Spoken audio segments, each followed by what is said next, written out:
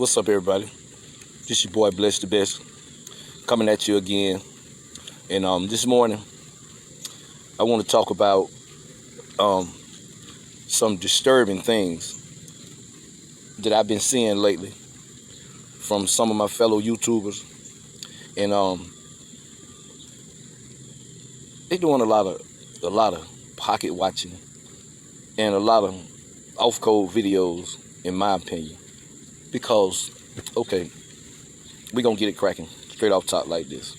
We're going to talk about Tariq and his Black History Museum that he's doing a crowdfunding for right now.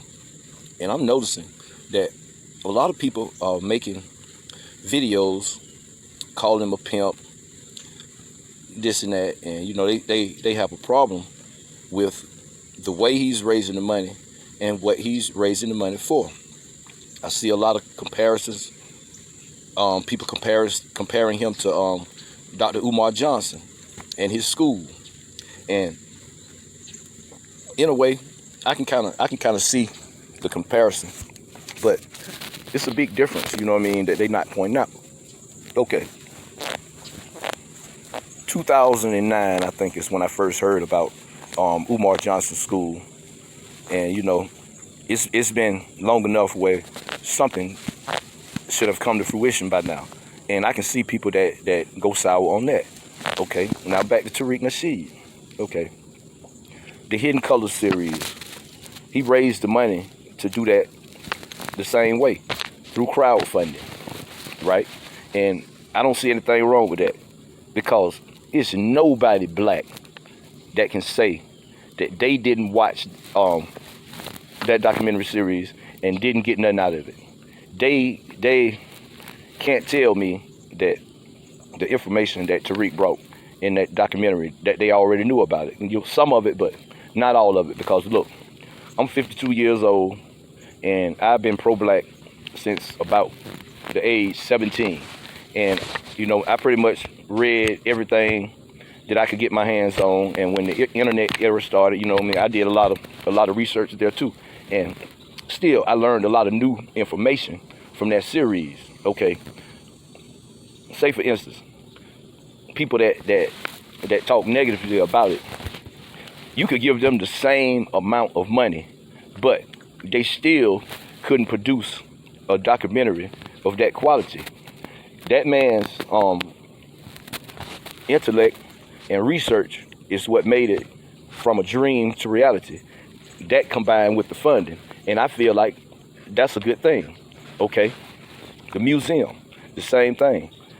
Okay, history and legacy are very important psychological tools for any people, and we lacking in that department. We don't have places where we can go and learn the positive parts of our history. I heard this one guy say, well, you know, you go to the museum, oh, you're going to be reminded of slavery and Jim Crow and the Middle Passage and all that, all kind of negative things that you already know about. Hey, look, it's part of our history, and it needs to be known. And the fact that the only parts we know are the negative parts is an even better reason to have a museum. And he laid out, when I say he, I mean I'm still talking about Tariq Nasheed. He laid out in clear words the different wings of the museum, the different type of history that he's gonna bring forth. And see, what we got to do is we got to get out of this goddamn broke ass, dusty ass fucking mind state, and we got to stop using the goddamn pandemic as an excuse. Because look, reality is this: the people that's broke during the pandemic was broke before the goddamn pandemic. I mean, entry-level workers are the ones that took the biggest hit from the pandemic. And we as a people, we have an entry-level mind state. We don't try to be the best at things. You know what I mean? We'll live on the bare minimum. And go and watch the documentary gentrified by our brother Jason Black, and that'll give you an insight into the future of entry-level work. It's all about business these days. You know what I mean? We, as in my generation, we gotta upgrade the program that was given to us by our parents, and the program that was given to us was go to school, get a high school diploma, go to college, get a good job, and the plan stopped right there. When now the plan seems to be identify your talent young, perfect your talent, and figure out a way to monetize your talent through business. I'm not saying go to high school, go to college, get a good job, don't work. But it doesn't end there. Whatever kind of skill you have, the job part is just a bridge to business. And you know what I mean? That's where we at right now. But back on point to Tariq Nasheed. Okay. Just like I talked about on the video that I did yesterday on how the internet has allowed researchers, speakers, and leaders to monetize information, right? So you got people with YouTube channels that discuss different situations that affect black people in America today, and that don't even ask for donations. They just talk. And the right thing to do is, if you get something out of the information that they bring to you, you shouldn't mind supporting them so that they can keep it going, so that they can have time to do the research that you know you're not going to do, and just have the freedom of movement through monetizing the information. I feel like it's nothing wrong with that. Now, on the other hand, the people that have YouTube channels that constantly beg for donations every 5 minutes and all that, it don't take all that. But you know, if you got a good product, people gonna buy it. Point blank, black, white, whatever. That's how it goes. Okay, and Martin Luther King said, the worst thing you can do is to criticize another black man that's trying to lead. Now, criticize and critique are two different things. Okay, to make it simple, criticism comes from a negative place, and critique comes from a positive place. When you critique, you acknowledge what's going on, and you give your opinion of how to make it better. When you criticize, that means you're not on board with whatever it is at all, and your intentions is to frame it in a way that will keep other people from getting on board with it. That's wrong. That's off-code behavior.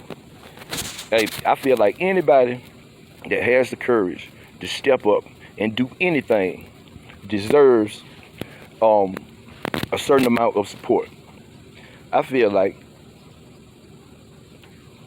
how can you criticize what somebody else is doing when you're not doing it? Like, say for instance, you see, anybody can criticize. Anybody can sit on their ass from their house, jump on their computer and criticize. But in order to critique, in order for your critique to be heard, in order for your critique to matter, in order for your critique to register, you must show support first. If you ain't supporting it, then all you doing is criticizing, and you need to shut the fuck up. Now you can come in and articulate your positions, but then I or somebody else can come in and articulate where your points are bullshit. So stop criticizing people for doing things that you're not going to do. You know what I mean? Join in, show them how it's done. when you hop on and you criticize Tariq Nasheed for trying to get together funding to do a museum or anything else to help black people, and you ain't doing shit, then you're just criticizing. You know who you sound like? You sound just like Kev Gills criticizing Kwame. See, when you criticizing from a jealous, fucked up position, it shows, because your arguments are so petty and personal.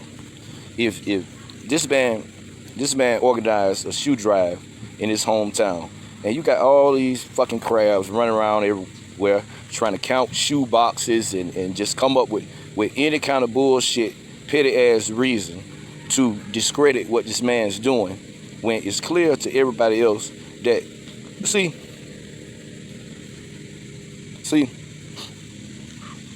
talkers, they don't like doers because they lack some element of drive or energy that turns talkers into doers. So they resent them and they try to criticize and belittle, but it's very, very transparent to anybody who listens to them long enough.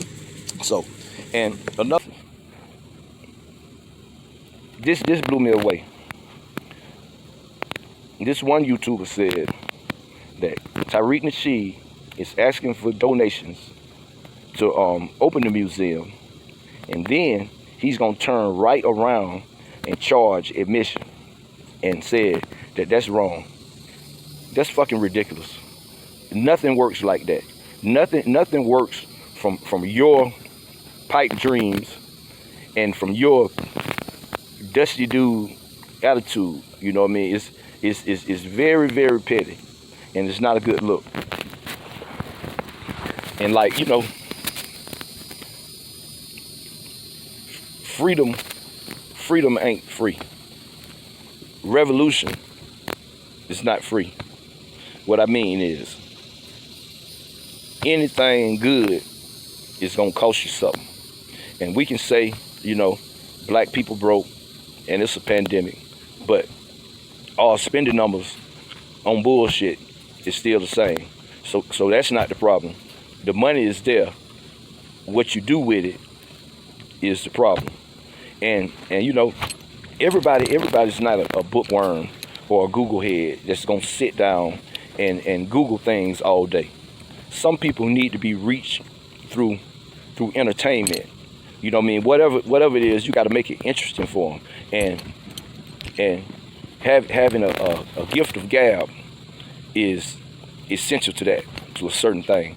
And you know what I mean? Our brother Tariq Nasheed definitely has that. And you know what I mean? Nobody knows if his intentions are 100% pure at the end of the day. But that don't matter when you separate the goddamn man from the goddamn message. None of that matters. The only thing that matters is the work. And at the end of the day, the work is positive work. If it's not your idea of positive work, then you do it. And y'all combine together, and one day we might have 360 degrees of support.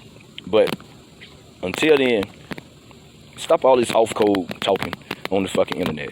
And until next time, this your boy, Bless the Damn Best.